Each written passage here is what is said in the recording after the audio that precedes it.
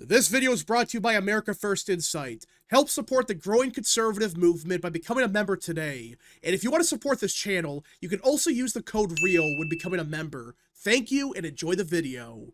As most of you probably know, we have been tracking voter registration across the board very closely in the past couple of months because voter registration, while it's not a perfect metric and it doesn't predict everything, I'm not saying that, it still is a good indicator as to how things are looking, not just for this year, like in 2025, 2026, but even in 2028, 2030. So voter registration, not a perfect metric, but it still is very useful and important to look at because if one party is gaining nearly every single month and the other party is losing every single month, and it's not just in one or two states, but basically every single state that does voter registration, especially by party, it probably is a good indicator for how things are looking for next year or even 2028. And well, it's that time of month and we are getting the first updates for the month of September and August, and yet again, it looks bad for Democrats. Like, you would think at some point the numbers would slow down even just a little bit. And you would expect, with Trump being in the White House, that Democrats would be doing way better in voter registration because you would think post-election, Democrats on paper are more enthusiastic. You would think they would be having this magical surge across the board. Well, guess what? There's nothing like that happening whatsoever.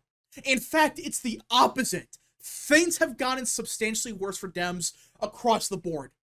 And before I continue with the current updates, just a couple weeks ago, the New York Times admitted that Democrats have basically given up on trying to register new voters. They're saying, yeah, this whole operation is not working because we register a new voter and there's a good chance they're Republican.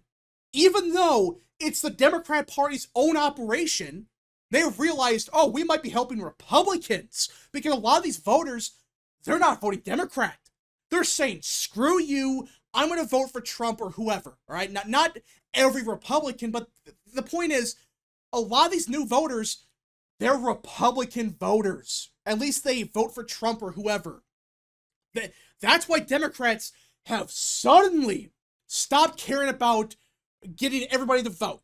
You notice that? In the last, year and a half, really last half a year, they have started to ignore or not talk about the idea of, well, we need everybody to vote.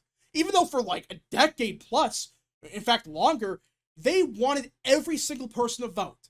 Because 20 years ago, the Democrat Party was a party of high turnout.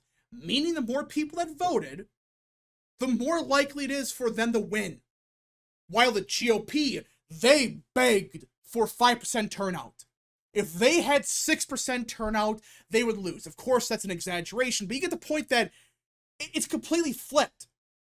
And now let's look at the current updates because it is bad. It's horrific. In the month of August, Democrats lost 5,100 voters. Republicans gained 370. So the net gain for the GOP in August was 5,500 voters. Yeah, in just 1 month, in Pennsylvania, not some deep red state, it's Pennsylvania that had a net gain for the GOP of 5,500 voters. That's not a small swing. You do that every single month? I mean, Democrats right now, their advantage is, let's just say, round up 55,000 voters, okay? If we have a net gain of 5,500 every month, in 10 months, Pennsylvania would flip. Yeah, it was a Republican this year, not even last year, not even 10 years ago. It's been a super Democrat state based on voter registration, which again, voter registration, it's not perfect. But at the same time, when you see trends this consistent towards one party, not both parties, towards one, it becomes apparent that, yeah, the Republicans are gaining every single month, at least most months, while Democrats are crashing even further. Just in 2024, just 10 months ago, Democrats led this metric by just over 280,000 voters. Now, That's only 53,000 votes. That's a net shift of like 230,000 voters in 10 months. And you can go back even further. In 2020, Democrats led by just under 700,000. 2016, they led by over 900,000 voters. Yeah. Does this look like a state that's becoming more Democrat? And you would think, with the Republican Party being in charge, you would think that would help Democrats because historically, at least, the party out of power, they usually have momentum. They usually have a huge surge in enthusiasm. But Democrats right now, they're losing more and more and more voters basically every single day. Again, there's some weeks here and there where Democrats, they see a small gain. But then, every other week, every other month, it's a disaster. And that's why this is important. It's not just one bad month. It's a trend of every month looking horrible for Dems across the board. There is no positives here whatsoever. And especially in the month of August, when Trump's approval was a little bit lower. Like in July, it was like -7, -6. And throughout the entire month, it was -6 in August. But now, Trump's numbers are getting better. It went from like -6, -7. Now it's below -5. And that's with some shitty pollsters like YouGov, Quinnipiac, Reuters. But ignoring that, you would think, especially in a swing state, you would think Republicans would have at least a couple bad months in a row. They've had like one bad week. Once in a while, they have like 1 or 2 bad weeks. And then a month later, it goes back to normal. That's a consistent trend. And it's not just Pennsylvania. Let's look at Pennsylvania or New Mexico. New Mexico is not a swing state, at least not as of last year. But in 2024, during the election, Trump did very well here. It really came out of nowhere, like, wait, Trump lost New Mexico by only 6 points? And even in a Democrat state like New Mexico, Democrats are crashing here. Right now, in the month of August, Republicans had a net gain of 500 voters. In 2024, Democrats led the state by roughly 154,000 voters. Right now, it's down to 133,000. So a net swing of 21,000 voters. 2020, they were up by 185,000. 2016, up by 200,000 voters. Even New Mexico, which I still think it's becoming more of a swing state, even that state's becoming more Republican. Which, if there was this magical surge for Dems that they keep claiming is happening, we would be seeing it right now. Anywhere, just in one state, like a couple states somewhere. But not even in New Mexico, we're not seeing this magical Democrat surge. We're actually seeing the opposite. We're seeing Republicans going up and up and up. Every single month in New Mexico, they just keep going up, which is incredible. That's very unusual. And let's keep going. Oklahoma, a very Republican state. Republicans gain a lot there, which I know it's Oklahoma, but look at this.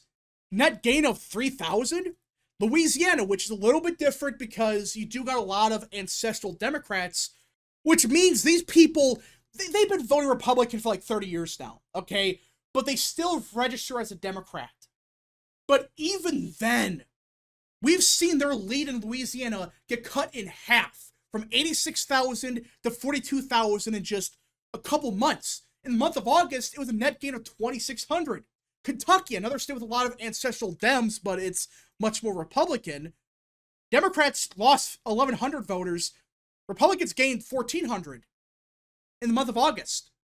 So a net gain of 2,500. And since 2024, they have gained nearly 50,000 new voters compared to Dems in Kentucky, which again, a lot of this is because you have ancestral Democrats finally becoming Republicans, but at some point, you can't tell me that, oh, this is proof of nothing happening, that, oh, it's just ancestral Dems. Okay, maybe if it was Kentucky and Louisiana and that's it, but it's not just Kentucky and Louisiana.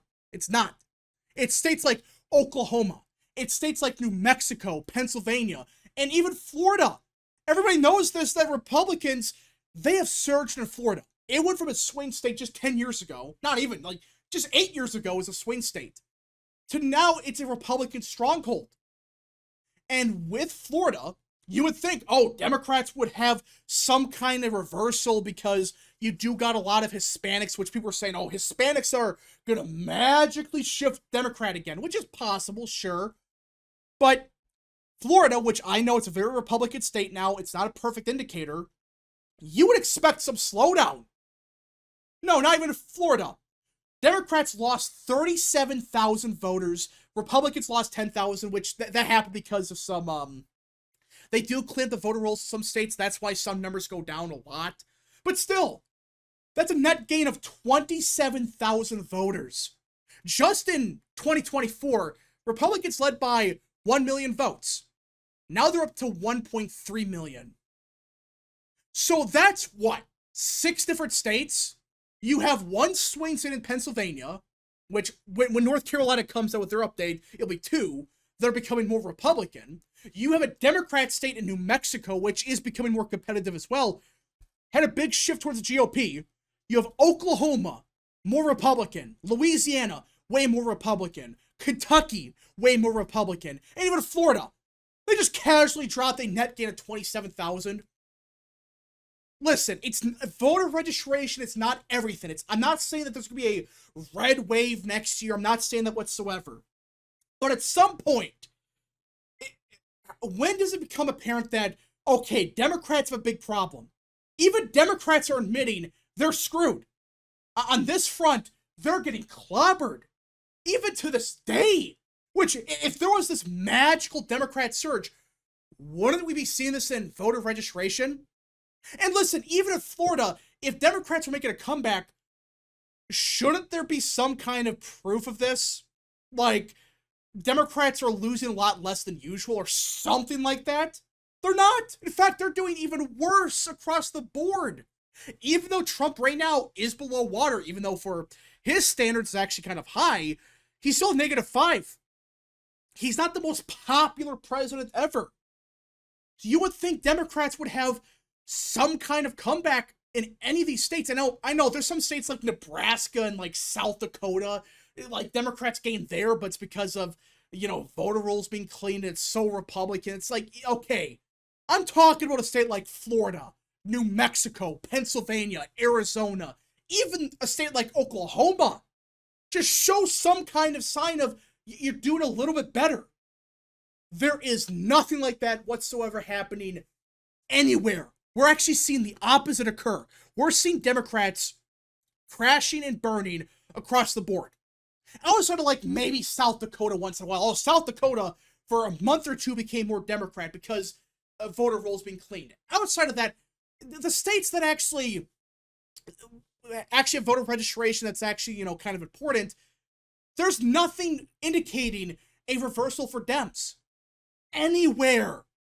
Not just one state, not just 2, but in 6 states, we have seen no sign of this magical collapse for the GOP.